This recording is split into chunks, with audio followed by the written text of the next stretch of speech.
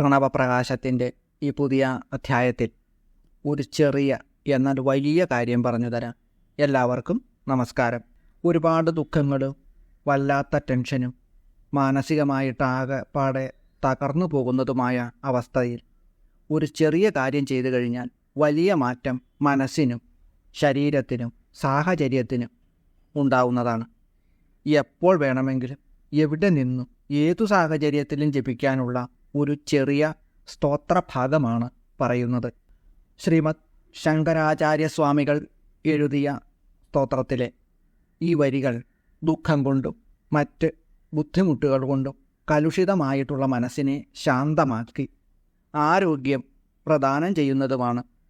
ഭാവഗ്രാഹി ജനാർദ്ദന എന്നാണല്ലോ ഈ ശ്ലോകത്തിലെ അർത്ഥം പൂർണ്ണമായിട്ടും ഉൾക്കൊണ്ടുകൊണ്ട് അമ്മയുടെ തൃപ്പാദപത്മങ്ങളിൽ സാഷ്ടാംഗ പ്രണാമങ്ങളോടെ ഒരു പ്രാവശ്യമെങ്കിലും ജപിച്ചിട്ടുണ്ടെങ്കിൽ തീർച്ചയായിട്ടും അമ്മ നമ്മുടെ മുന്നിൽ പ്രത്യക്ഷയായിട്ട് നിൽക്കുന്ന അനുഭവം ഉണ്ടാകും. തീർച്ചയാണ്. നിത്യാനന്ദകരി വരാഭയകരി സൗന്ദര്യരത്നാകരി നിർധൂതാഖില ഘോരപാവനികരി പ്രത്യക്ഷമാഹേശ്വരീ പ്രാലേയാചലവംശപാവനകരി കാശീപുരാധീശ്വരി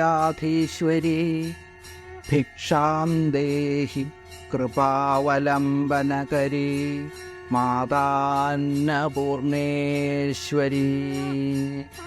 ഓം ഹ്രീം ഉമാദേവ്യൈ നമഃ. ഈ ശ്ലോകത്തിൻ്റെ അർത്ഥം പറഞ്ഞു തരാം.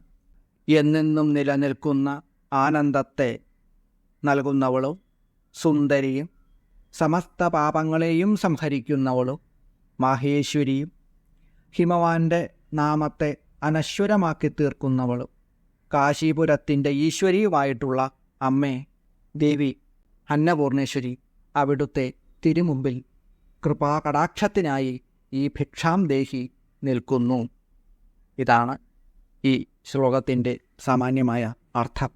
ഭക്തിയാകുന്ന പാശം കൊണ്ട് ആദിപരാശക്തിയായ അമ്മയെ ബന്ധിക്കാൻ ഇതിലും നല്ല ഒരു ശ്ലോകം ഭക്തർക്ക് ഇല്ല എന്ന് തന്നെ പറയണം.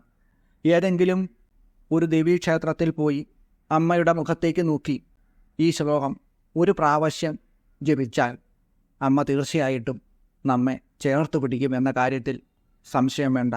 കാരണം അനുഭവങ്ങൾ നിരവധിയാണ് എന്നുള്ളത് കൊണ്ടാണ് പറയുന്നത്. ജഗദീശ്വരിയായ ആദിപരാശക്തി എല്ലാവരെയും അനുഗ്രഹിക്കട്ടെ എന്ന് പ്രാർത്ഥിച്ചുകൊണ്ട് അന്നപൂർണേശ്വരിയായ അമ്മയുടെ തൃപ്പാദപത്മങ്ങളിൽ ശതകോടി പ്രണാമങ്ങൾ അർപ്പിച്ചുകൊണ്ട് നിർത്തുന്നു. നന്ദി, നമസ്കാരം.